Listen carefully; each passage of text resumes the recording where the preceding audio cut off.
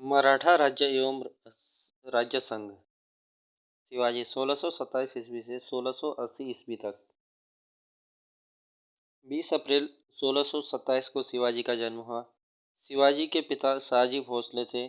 उनका पालन पोषण उनकी मां जीजाबाई ने किया, जो खुद दादाजी के कोंडदेव के संरक्षण में थी। शिवाजी के आध्यात्मिक गुरु रामदास थे। शिवाजी के जीवन पर इनका अत्यधिक प्रभाव था। शिवाजी ने 18 वर्ष की अवस्था में 1644 ईस्वी में सर्वप्रथम बीजापुर राज्य के तोरण नामक पहाड़ी किले पर अधिकार किया। 1645 से 47 ईस्वी के बीच उन्होंने रायगढ़, कोंडन, तोरण पर अधिकार कर लिया। 1656 ईस्वी तक शिवाजी ने चाकन, पुरंदर, बारामती, सुपा, तिकोना, लोहगढ़ आदि विभिन्न किलों पर अधिकार कर लिया।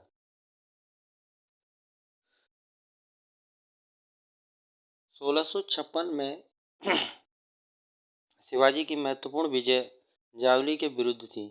1656 में शिवाजी का पहली बार मुकाबला मुगलों से हुआ, जब बीजापुर की तरफ से वे मुगलों के विरुद्ध लड़े, परंतु उनके बाद उनके बीजापुर से फिर संबंध खराब हो गए। बीजापुर ने अफजल खां को शिवाजी की हत्या के लिए भेजा, जिसे शिवाजी ने 1659 ईस्वी में मार दिया। 1660 ईस्वी में सहस्ता खां को औरंगजेब द्वारा भेजा गया, परंतु 15 अप्रैल 1663 को शिवाजी ने पूना में उसकी छावनी पर आक्रमण कर दिया। 1664 में सूरत पर आक्रमण कर उसे लूटा। केवल डच और अंग्रेज फैक्ट्रियां उसके लूटे जाने से बच सकी। 1665 में औरंगजेब ने राजा जयसिंह को शिवाजी को दंड देने के लिए भेजा, जिसने उन्हें हराकर पुरंदर की संधि 22 जून 1665 कर ली। 1666 ईस्वी में शिवाजी जयसिंह के आश्वासन पर औरंगजेब से मिलने आगरा आए, पर उचित सम्मान न मिलने पर दरबार से उठाकर चले गए। औरंगजेब ने उन्हें कैद कर लिया, परंतु बड़ी चतुराई से एवं बीमारी का बहाना बनाकर शिवाजी उनकी कैद से निकल भागे। 1668 ईस्वी में उन्होंने मुगलों से संधि कर ली। 1670 ईस्वी में फिर मराठा मुगल युद्ध छिड़ गया। अक्टूबर 1670 में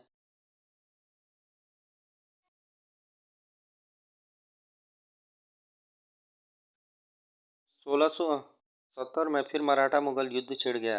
अक्टूबर 1670 ईस्वी में शिवाजी ने सूरत पर दूसरी बार हमला किया तथा 1672 में उसने चौथ की मांग की। पुरंदर की संधि द्वारा खोए हुए सारे किले उन्होंने फिर प्राप्त कर लिए।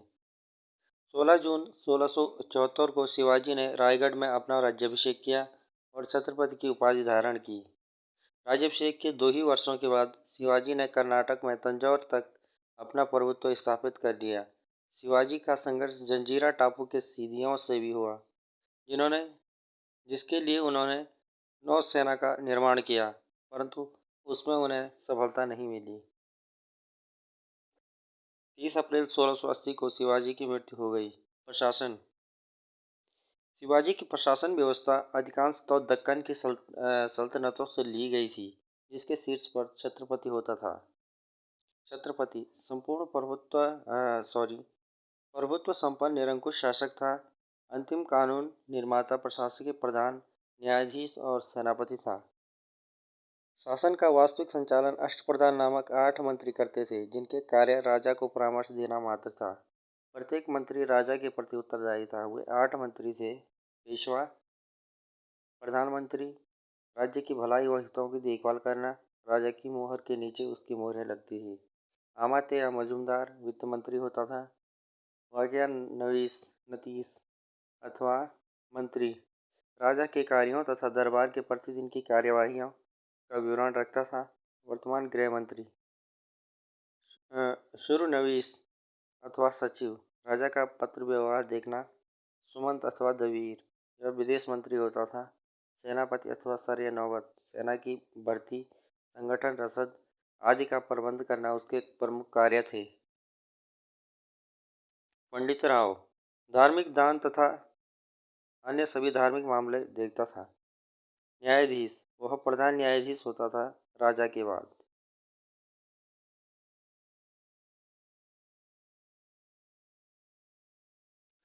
इन मंत्रियों में पंडित राव और न्यायाधीश के अतिरिक्त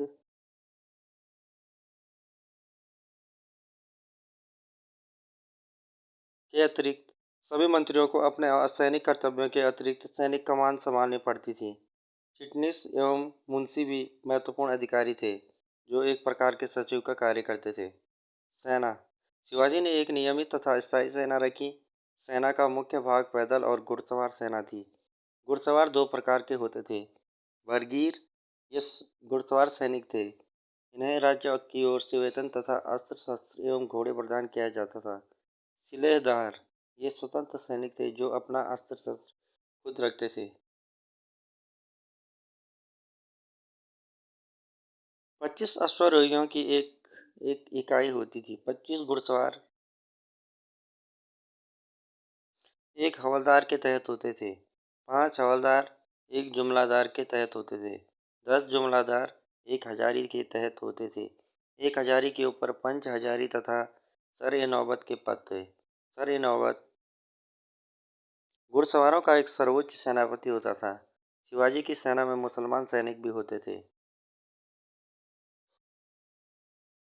किला किले में 3 अधिकारी होते थे। हवलदार, सर-ए-नौबत और सबनीस। हवलदार और सर-ए-नौबत मराठा तथा सबनीस ब्राह्मण होते थे। सबनीस किले का असैनिक शासन देखता था। रसद और सैनिक सामग्री की देखभाल करवाना नवीरस करता था। विश्वासघात को रोकने के लिए शिवाजी ने प्रत्येक सेना में भिन्न भिन्न जातियों के सैनिक रखे थे। सैनिकों को नगद वेतन दिया जाता था। सेना में कठोर अनुशासन रखा जाता था।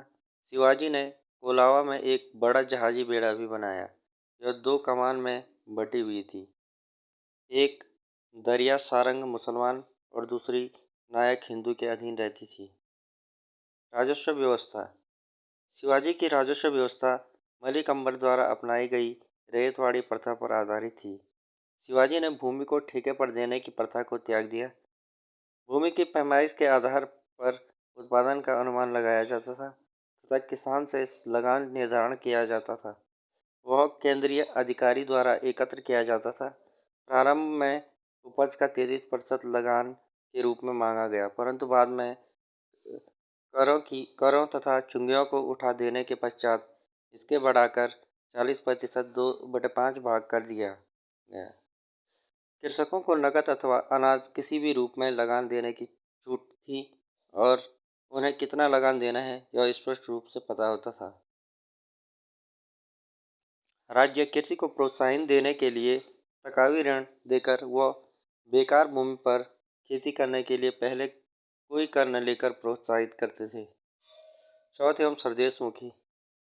विदेशी राज्यों के क्षेत्रों से शिवाजी उपज का 1/4 चौथ के रूप में तथा 1/10 सरदेशमुखी के रूप में लेते थे।